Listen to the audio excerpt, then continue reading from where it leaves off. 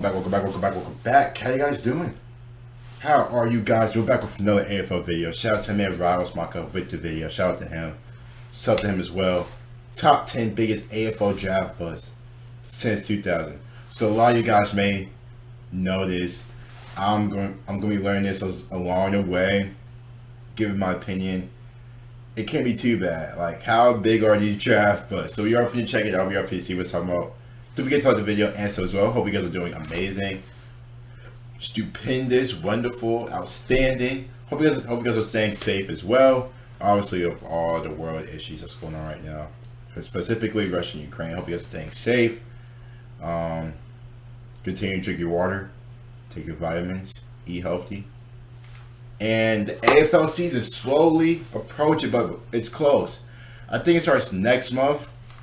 Can't wait for that. So you guys know, whatever the first game is, I will likely live stream during that game. I don't care who it is. I don't care if it's freaking two worst teams from last year. Hawthorne, like, Adelaide. Like, poor Adelaide. We are going to watch the first game. If it's on TV, if it's on TV here in the States, I'll happily go live for it. Just to get back in that field. But anyway, let's go and get to the video, man. Let's get it. Shout out to man Riles. G'day everybody, welcome back to another video on the channel. So in today's video we're going to be taking a look at the top 10 biggest AFL draft busts since 2000. Before we get into the top 10 list, let's just quickly go over the criteria for this list. So simply the criteria for today's list is that 1. They must have been at least a top 10 pick. 2. A player must play less than 100 games. And 3. A player must be a fully retired player. I must elaborate on this point. This means that any current player who you think would be a pure draft bust, which I would probably agree with as well, players like Paddy McCartan, Paddy Dow, I guess you could say, sorry Carlton fans, are not eligible for this video. Simply because they're still in the AFL and they still have an opportunity. Poor Paddies. Poor Paddies. If your name is Paddy, good luck. Criteria will explain well. If you're going to enjoy today's video, make sure to leave a like and subscribe, that'd be much appreciated. And let's get into my top 10 list. Kicking off today's video at number 10, and we have got Anthony Morabito, taken 4th overall in 2009. Morabito was scouted to be one of the most exciting 26 games 2009 draft, being a very tall, quick and powerful midfielder. As a Western Australian, he did stay in Western Australia as he was picked by the Dockers. With his excellent under-18s year and managing to make the under-18s All-Australian team, unfortunately it didn't translate to the AFL very nicely. After a somewhat decent first year, managing to play every single game for the Dockers, in pre-season for his upcoming second year, he would unfortunately do his ACL, requiring a full knee reconstruction. Over the next 4 years, he would unfortunately do his knee again twice. Damn. Meaning he'd go under the knife for 2 more knee reconstructions. Dang. And he'd finally return to senior football after 1,369 days in the mid-2014 season. In 2015, he just could not crack into the first side, and then he was delisted at the end of the year. He was given another chance as he was redrafted in the 2016 rookie draft. However, he was delisted again after a concussion at the start of the 2016. He's just injury prone. That's it. That sucks. You guys know injuries suck, man. Injuries are, they are part of the game, and once you get that one big injury, some guys just continue to have little small niggles and gags after that. That sucks for Anthony though, man. He even got redrafted and got hurt. Injuries, man. That sucks though. That sucks. But even during his chances, it seemed like he wasn't really doing that well. Anyway. 9th overall in 2001. He never played a single game. 4 seasons, you don't play a single game? My guy, like, what are we doing here? At a high kick of kick 9 is quite hard to see, but since Molan did not play a single game for the club, this is why he is in today's video. With a bad pre-season in his debut year, he was sent back to the Sandringham Dragons to play more footy there and keep up his experience. This is where the injuries would start to kick in. He would break his leg in 2002, then in 2003 he was 5 weeks in the pre-season with a cartilage tear, and then as soon as he returned he broke his collarbone. Dang! After a poor form and continuing injuries, then delisted at the end of 2003. He had another chance in 2004 as he was redrafted in the rookie draft. However, he failed to crack into the first side once again and was delisted. Now for number 8 on our list today, and we have gone for Jimmy Toumpas, taken 4th overall in the 2012 draft. Jimmy Toumpas. Drafted by Melbourne. He played for the Demons for 3 years, playing 14 games in his debut season, 4 in 2014 and 9 in 2015. During the 2015 trade period, he was traded to Port Adelaide for the 2016 season and only managed to play 8 games at Port. 2 years later in 2018, he was delisted by the Port Adelaide Football Club. Overall, he played 37 games, kicking 7 goals. A very lacklustre career, it is safe to say, for a 4th overall pick. Now for the 7th no, that's not good. AFL draft bust since 2000, we have got Lawrence Angwin, taken at pick 7 in 2000. God, 4 He games in played 3 a single game for seasons. the Crows in 2001, and he was delisted after his debut season. He would take a year off in 2002 and would join back into the league 17th overall in the 2003 rookie draft. I'm not gonna say that's like embarrassing, but it is pretty embarrassing to get delisted after your first year. Like, they already give up on you. You was the 7th pick, and they already give up on you after a year. Like, God, I thought other sports were cool. The AFL, they're like, look, if you ain't good enough, bye-bye. Bye-bye. Being taken They don't give a crap if it's after your first go year. over to Carlton and play over there for 2 seasons in 03 and 04. Then early on in the 2004 season, he arrived at a Carlton training under the influence of ecstasy. He would obviously then test positive to a drug test and was then delisted by the Blues. In 6th place for our biggest AFL draft bust since 2000, we have got Jared Pickett, taken at pick 4 in 2014. Being scouted as an electrifying game-changer forward that could also play midfield, he failed to put his strengths to good use, as he managed not to play a single game for the Giants in 2 years. A change of environment was needed for Pickett, and it happened in the 2016 trade period as he was moved along to Carlton. He finally made his AFL debut at the opening round of the 2017 season against the Tigers. In 2017 and 2018, he played 17 games for the club and then was injured in late 2018. In the middle of next year, Carlton announced that Pickett had been delisted. Quite simply put, another top 5 pick who failed to live up to the billing. Coming in at 5th now Awful. in today's video, and I have gone for Mitch Thorpe. Mitch Thorpe. Overall in 2006. He was the meat in the sandwich, with being picked in between Travis Boak and Joel Selwood, and whilst playing for the Hawks for 3 years, he only managed to play 2 games and kick 1 goal. His debut seemed to be a promising performance against Richmond in round 15 in 2007. Then, however, a mixture of poor form and injuries made him unavailable to play until round 2 2009 against Sydney.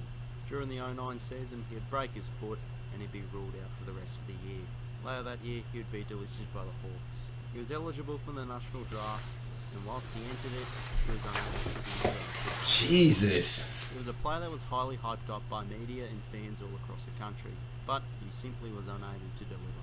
Moving on now to number 4 on our list today. So you can really say the fans and media really hyped him up bigger than what he actually is, you could say. And we have gone for Scott Gumbleton, taking 2nd overall in 06. 2000. God. Oh, was that the same draft? Golly, it was. Back to back. The 2nd and 6th pick in the 06 draft. 2nd overall. That's tough.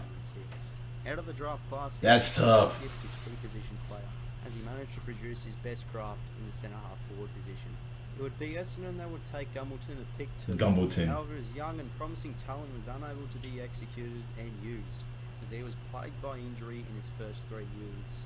From 2007 to 2009, he only managed to play 5 games, which were all in his debut season.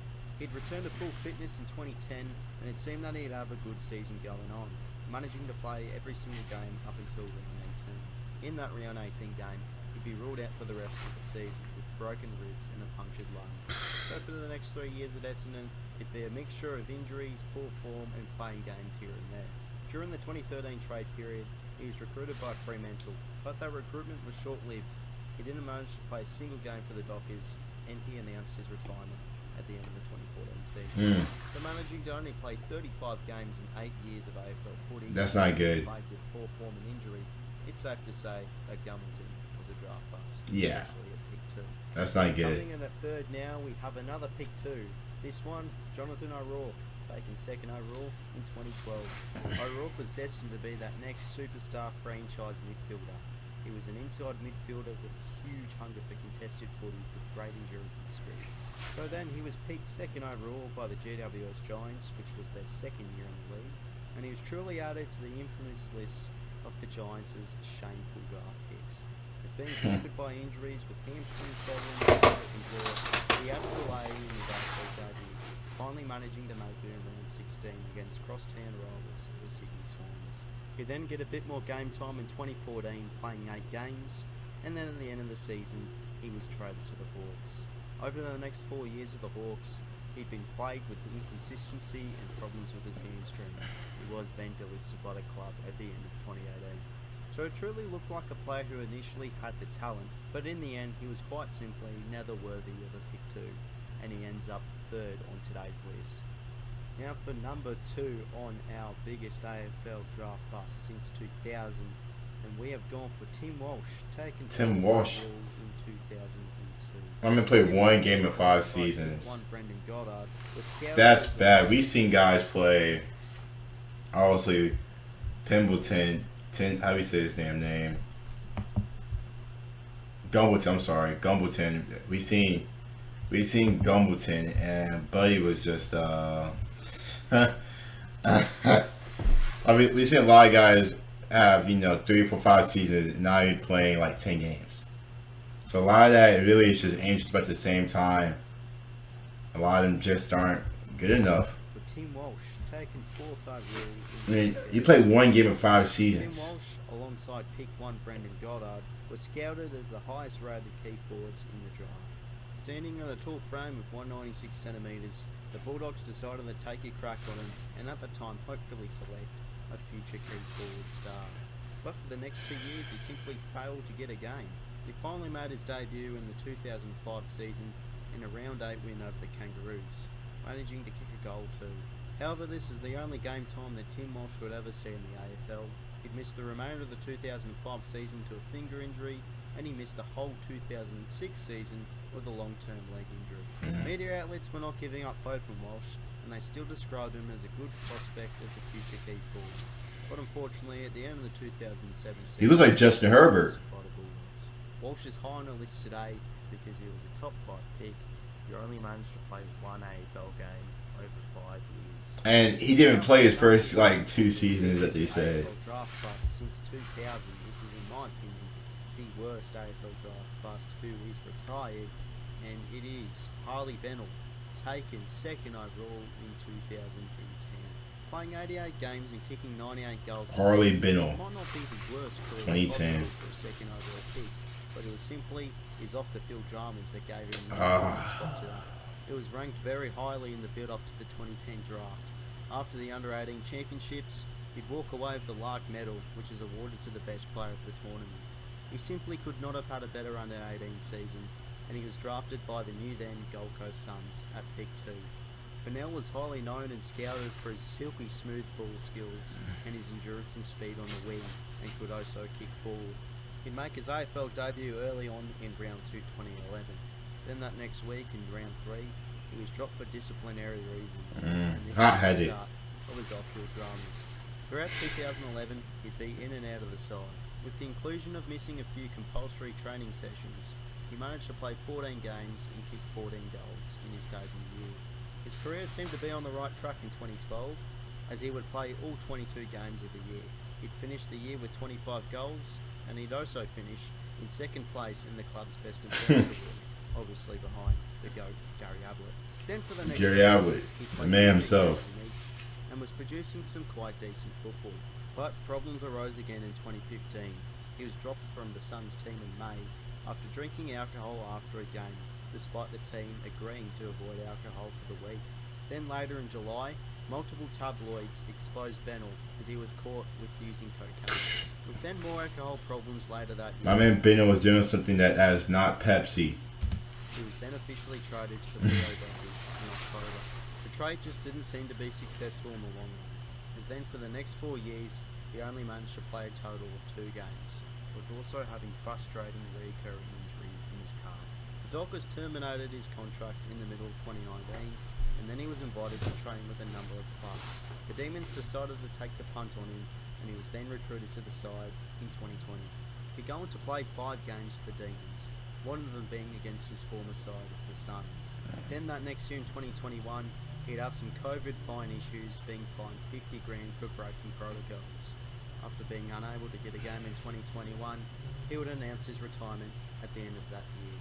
So because of my criteria not having any current AFL players, Harley Bennell is number 1 on my list. Yeah, that's a character, Harley is. You expect quite a lot from a player, but simply having a lot of off-the-field dramas and a mixture of injuries and poor form makes him top in our list today. So everybody, there is my top 10 list for the biggest AFL draft busts since 2000. I said multiple times in the video, but I'll quickly say it again. The criteria of this list did not allow to have any current AFL players, as it just seemed unjust and unfair, as they have the opportunity to rebuild their careers. Make sure to comment below and tell me who you reckon I missed out. There's also by far a handful of other draft busts that I did leave out, but I just wanted to make it short and sweet with the top 10 list today. So if you enjoyed today's video, make sure...